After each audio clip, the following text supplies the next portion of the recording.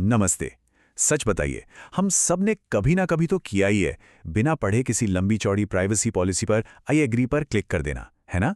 ये डॉक्यूमेंट्स अक्सर इतने उलझे हुए होते हैं कि उन्हें पढ़ना एक काम लगता है। पर क्या हमने कभी सोचा है कि हम असल में किस चीज़ के लिए अपनी सहमति दे रहे हैं? तो चलिए, आज एचसी की प्राइवेसी पॉलिसी की परतों को खोलते हैं और इसे बिल्कुल आसान भाषा में समझते हैं। एचसी कहता है कि उसका मिशन कॉमर्स को, यानी खरीद बिक्री को, मानवीय बनाए रखना है।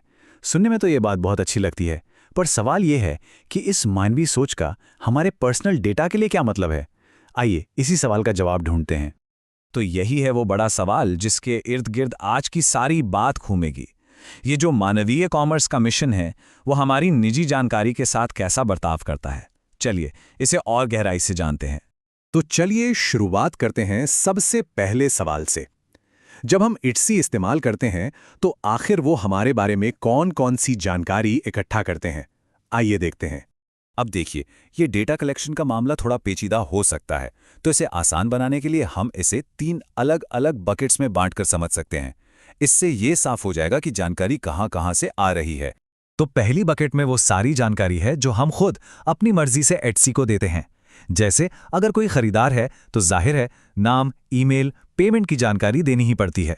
लेकिन अगर कोई एक सेलर है तो उन्हें और भी बहुत कुछ देना पड़ता है, जैसे bank details, tax ID number और दुकान का नाम। और इसी पहली बकेट में एक ऐसी चीज है जो शायद आपको चौंका दे, बायोमेट्रिक डेटा। हाँ, सही सुना। जब कोई सेलर अपनी पहचान कंफर्म करता है तो एचसी उनकी सरकारी आईडी और सेल्फी से उनके चेहरे का एक डिजिटल स्कैन बनाता है। कहा तो जाता है कि ये धोखाधड़ी रोकने के लिए है, पर यह जानना बहुत जरूरी है कि इतनी पर्सनल जानकारी भी ली जा रही है। अब आते हैं दूसरी बकेट पर।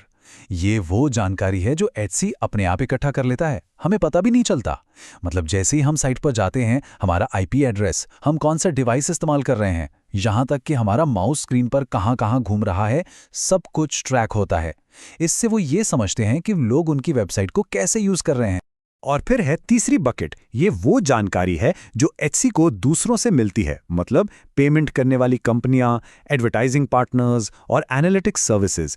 ये सब भी एचसी को हमारे बारे में डेटा देते हैं। ठीक है, तो अब ये तो पता चल गया कि क्या डेटा लिया जाता है, पर अब इससे भी बड़ा सवाल, क्यों? आखिर एचसी को इस सारी जानकारी की जरूरत क्या है?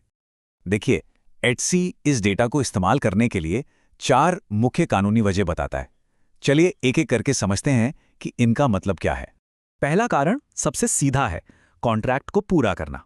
बहुत सिंपल है, जब कोई एचसी पर कुछ खरीदता है तो वो एक तरह का कॉन्ट्रैक्ट ही तो है। अब उस सामान को घर तक पहुंचाने के लिए खरीदार का पता सेलर को देना ही पड़ेगा ना, तो बस एचसी को ये करने के लिए डेटा की जरूरत पड़ती है। दूसरा कारण है कानूनी मजबूरी। एचसी को कुछ देशों के कानून भी मानने पड़ते हैं। जैसे अमेरिका में एक कानून है जिसके तहत उन्हें सेलर्स के बैंक अकाउंट और टैक्स की जानकारी को वेरीफाई करना ही पड़ता है ताकि कोई फ्रॉड ना हो। मतलब ये उनकी मर्जी नहीं है, ये कानून का हुक्म है। तीसरा आधार है वैध हित। इसका मोटा मोटा मतलब ये है कि एचसी हमारे डेटा का इस्तेमाल प्लेटफॉर्म को बेहतर बनाने के लिए करता है, जिससे एचसी और हम दोनों का फायदा हो। जैसे हमारी ब्राउजिंग और खरीदारी की हिस्ट्री को देखकर ये अंदाजा लगाना कि हमें क्या पसंद आ सकता है और फिर वैसे ही प्रोडक्ट्स दिखाना। तो क्या और क्यों तो हो गया, अब आते हैं किसके साथ पर। मतलब ये जो सारा डेटा एचसी के पास है, ये आखिर जाता कहाँ कहाँ है? देखिए, इसकी एक लंबी लिस्ट है। कुछ जानकारी तो पब्लिक ही हो जाती है, जैसे कि हमारी प्रोफाइल या हमारे लिखे हुए रिव्यूज। इसके अलावा डेटा एचसी की अपनी दूसरी कंपनियों, डिलीवरी सर्विसेज, पेमेंट करने वाली कंपनियों और हाँ, अगर कानूनन जरूरी हो तो सरकारी एजेंसियों के साथ भी शेयर किया जाता है। और ये बात खास तौर पे ध्यान रखने वाली है। पॉलिसी में साफ लिखा है कि हमारे लिखे हुए रिव्यूज सिर्फ एचसी तक ही सीमित नहीं रहते, उन्हें गूगल जैसे सर्च इंजिन्स भी उठा सकते हैं। इसका मतलब एक बार रिव्यू लिख दिया तो वो पूरी दुनिया में किसी को भी दिख सकता है। अब ये सब सुनकर थोड़ी चिंता हो सकती है ना, लेकिन अच्छी बात यह है कि हमारे पास भी कुछ कंट्रोल है।